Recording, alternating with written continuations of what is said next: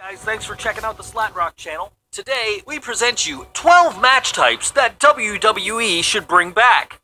WWE is known for having some pretty big stipulations attached to their matches. From Hell in a Cell, to tables, ladders, chairs, and stairs, to the Royal Rumble and Money in the Bank ladder match. They've had matches that contain almost anything you can think of. Some of these matches were only done a few times before fading into obscurity. We think that some of them were great though, and we think they need to make a comeback. So here are our top 12 match types that WWE should bring back. Number 1, First Blood.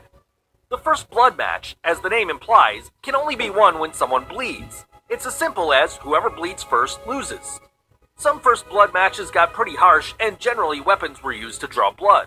The first ever First Blood match took place at the King of the Ring in 1998, where Kane fought Stone Cold Steve Austin in a match that was a little unfair to Austin, as Kane wore a one-piece jumpsuit and a mask, so he had no exposed skin. Kane even promised to set himself on fire if he lost. First Blood matches have a tendency to be violent messes. A particularly messy one was the last time WWE saw a First Blood match. It was at One Night Stand 2008 when John Cena fought JBL. Both men left a lot bloodier than they entered it. That feud between Cena and Bradshaw would see a lot of blood spilled before the end. Number 2, Championship Scramble. The Championship Scramble match is a rather unique concept. Basically, a group of wrestlers wrestle for a set period of time. Whoever grabs the pinfall is crowned the interim champion. Whoever the interim champion is at the end of the time limit is the official champion. Championship Scramble matches are pretty rare, but they can produce a lot of fun moments. WWE probably thought that the rules were too confusing.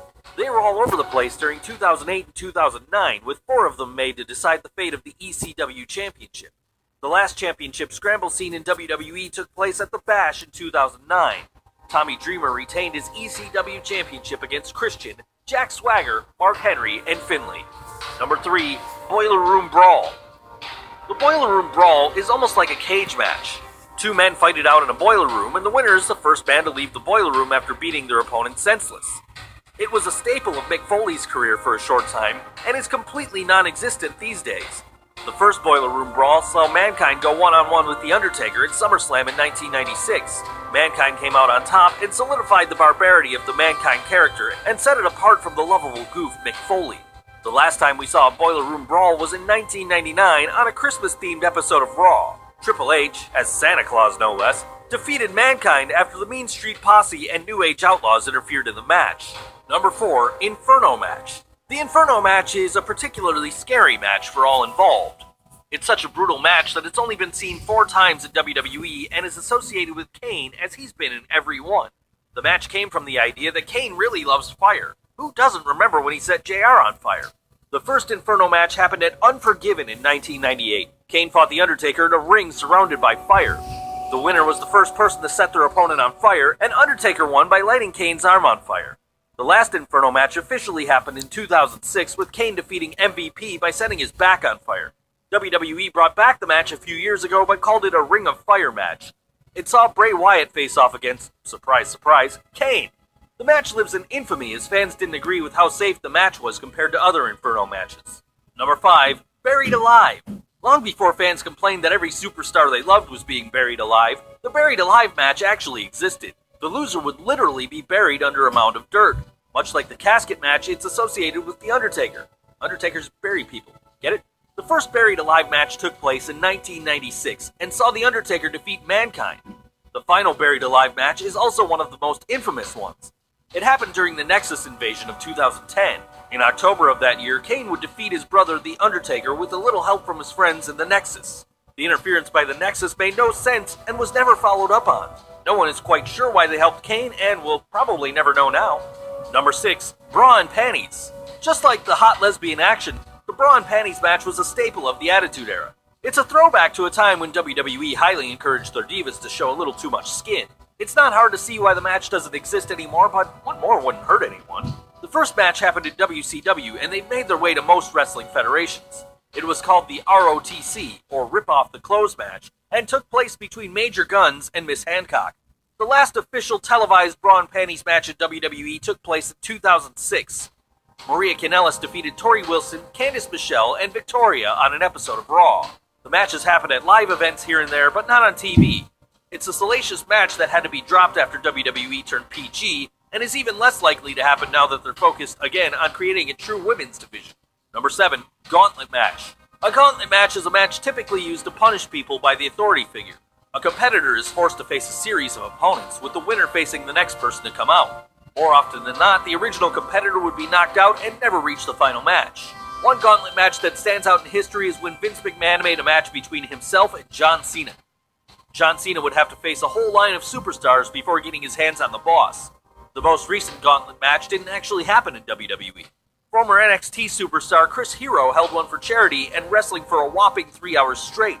How long he would be wrestling for was determined by how much money he received. We wonder if he regrets that. Number 8, Hardcore Match. WWE may have a lot of hardcore matches with extreme rules, but they almost never have a pure hardcore match anymore. They tend to give them plenty of different stipulations, such as Street Fight or No Holds Barred. Back in the day, they had pure hardcore matches, where the only rule was that there was no rules. The main source of hardcore matches in WWE was the Hardcore Championship.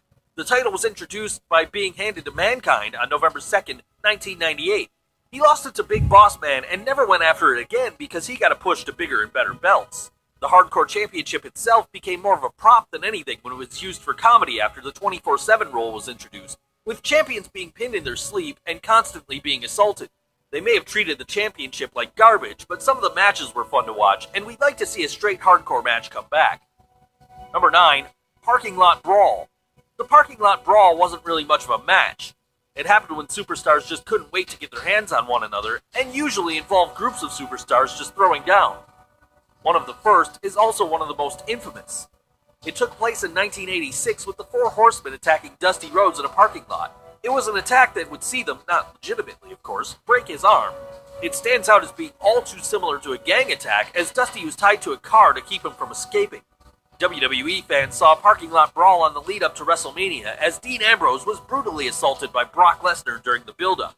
It's not really much of a match, but it really builds a feud and shows just how much two guys hate each other. Number 10, Strap Match. The strap match is a match where two men are strapped together and they get to beat the heck out of each other with it. The rules are a little different, but generally the winner is the first superstar to touch all 4 turnbuckles in succession. One of the best and most famous strap matches took place in WCW, with Sting facing off against Vader. Sting was a plucky babyface who was able to use the strap to take down the big monster Vader. Strap matches also leave room for camp silliness, as evidenced by the equally infamous Yappa Pie Indian strap match. Just search for that on YouTube and remember what wrestling used to be. One of the last strap matches in WWE was actually a Russian chain match. It saw Rusev face off against Cena with a chain keeping them together. The match wasn't as good as it should have been, and fans disagreed with the finish, so there's probably a good reason WWE shelved the idea. Number 11, Iron Man Match. The WWE Iron Man match is simple. 2 superstars wrestle for a set time limit, usually 30 to 60 minutes, and the superstar with the most pinfalls or submissions at the end wins. The first ever Iron Man match took place at Beach Blast 1992. It saw Ricky Steamboat defeat Rick Rude after 30 minutes of intense action, leading to a 4-3 victory for Steamboat. The Iron Man match is also seen as one of the leading causes behind the Divas Revolution, as the last Iron Man match seen on WWE TV was in fact an Iron Woman match. Bayley and Sasha Banks tore up NXT TakeOver and proved that not only should women have longer matches and be taken seriously, but that they could wrestle for 30 minutes straight and make it one of the most emotional things ever seen on WWE TV. Everyone watching that match managed to become an even bigger fan of both women. Number 12, Battle Bowl. The Battle Bowl match is a unique take on the Battle Royal. Superstars earned their place in the match in a lethal lottery. They were randomly paired together, and the team that won their match entered the Battle Bowl. What made the Battle Bowl truly unique was that there were 2 rings. If you were thrown from one ring to the other, then you weren't eliminated. You were only eliminated if you were thrown to the floor. The first Battle Bowl took up an entire pay-per-view. It was the sole focus of the 1991 edition of WCW Starrcade. The winner of the first Battle Bowl match was Sting after he eliminated Lex Luger. It was also the only Battle Bowl match to use the 2-ring format, as subsequent Battle Bowls were scaled down. WWE is unlikely to bring in the Battle Bowl because it's too similar to the Royal Rumble, but it would make an excellent addition to a one-night-only WCW pay-per-view if they decided to do one. So what kind of matches do you guys want to see make a comeback? Let us know by dropping a comment below. Also, if you like this video, you can hit subscribe and see more videos just like this one. And if you'd like, you can follow us on Facebook, Twitter, and Google+. Thanks for watching.